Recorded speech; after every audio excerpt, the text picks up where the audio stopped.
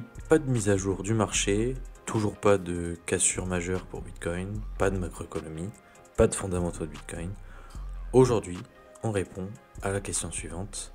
Un crypto d'engine, c'est quoi au juste? C'est un débat qui dure depuis plusieurs années maintenant, en particulier depuis qu'Ethereum est passé de la preuve de travail à la preuve d'enjeu le 15 septembre 2022. Reste bien jusqu'à la fin de la vidéo pour comprendre ce sujet rarement approfondi et n'hésite pas à mettre un j'aime et t'abonner si tu apprécies, ça me permet de toucher plus de monde. Donc dans cette vidéo, je vais t'expliquer ce qui fait le plus sens lorsqu'il s'agit de déterminer si tu es un degen ou pas, un dégénéré de l'écosystème.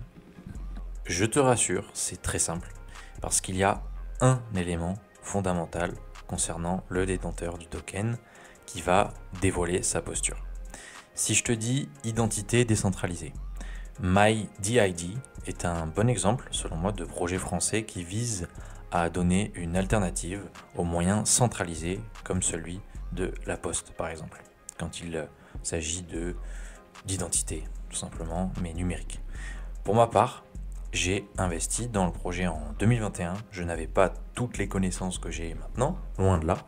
Mais à mes yeux, ce n'était pas du shitcoining parce que je voyais l'utilité, avant tout, la protection des données personnelles. Donc, le voilà, notre élément fondamental, c'est l'utilité. Et il se trouve que dans le cas de MyDID, il y a une app proposant déjà des services que j'ai utilisés perso et que je n'hésiterai pas à intégrer encore plus dans ma vie prochainement. C'est à voir en fonction du développement du projet aussi et de l'adoption.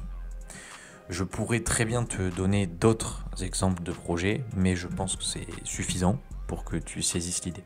Maintenant, certains Bitcoin maximalistes considèrent que même ce genre de projet n'a pas sa place dans l'écosystème, étant donné qu'ultimement, cela pourrait être créé sur la blockchain Bitcoin. Le fond de la pensée des maxis, si je la comprends bien, est la suivante. Le fait de lancer toutes sortes de projets pour 1001 cas d'usage ralentit le développement sur Bitcoin. Les nouveaux arrivants délaissent l'essentiel, c'est-à-dire Bitcoin, et la plupart du temps sont dégoûtés de l'écosystème du fait qu'ils se cassent très souvent les dents et lâchent l'affaire. Je me souviens, en 2020-2021, l'engouement était dingue parmi mon entourage et beaucoup de connaissances, parce que ça pétait de partout. La gourmandise, l'appât du gain étaient les seules motivations, et c'est ce qui les a amenés à échouer. La majorité a abandonné, et c'est vérifiable, c'est constatable à l'heure actuelle. Je suis évidemment tout à fait d'accord pour dire que c'est la réalité, que si j'avais privilégié Bitcoin dès le départ, en ce qui me concerne, je ne serais pas au même stade du tout en termes de capital. Mais guess what? L'humain apprend souvent les choses dans la souffrance, il apprend en faisant des erreurs, donc je me dis que ça fait partie du processus. Pour en revenir aux Bitcoin maximalistes, ils vont considérer qu'investir dans tel ou tel projet reste du shitcoining, peu importe.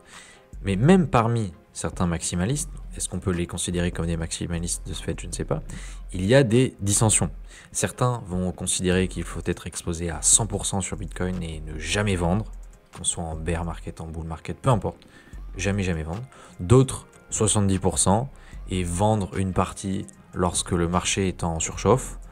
Ou encore reconnaître que dans certains pays, l'utilisation des stablecoins reste pratique pour certains habitants. Il y a également la question du XMR, donc du projet Monero, qui est utilisé par de fervents défenseurs de Bitcoin. Et c'est mon cas, perso. Ce qui les rendrait donc shitcoiners. Selon moi, libre à chacun de choisir ses positions du moment qu'on assume les conséquences. Les lois du marché feront quoi qu'il arrive le tri au fur et à mesure des mois, des années. Donc, chacun fait ce qu'il peut aussi avec ce qu'il a. Une chose est sûre, c'est que plus on avance dans ce marché, j'ai remarqué, plus on étudie, plus on approfondit ses connaissances, plus on saisit les enjeux, plus on se rend compte que Bitcoin fera la diff sur le long terme par rapport au reste.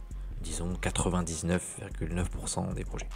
Il restera probablement des projets, mais ce seront les grands vainqueurs de l'arène, car pour rappel, il y en a des milliers et des milliers.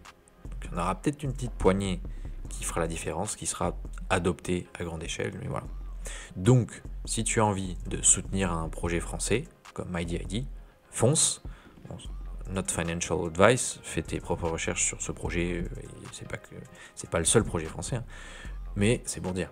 Et n'oublie pas de prendre des profits, à moins que tu sois un donateur, c'est possible, mais voilà. Et si tu veux faire all-in dans Bitcoin, fais all-in dans Bitcoin, c'est ton pareil, c'est libre à toi. Si tu juges que effectivement le reste des cryptos ralentit l'adoption de la finance décentralisée, tout ça, voilà. Dis-moi en commentaire ce que tu en penses, quelle est ta vision des choses, et j'y répondrai avec grand plaisir.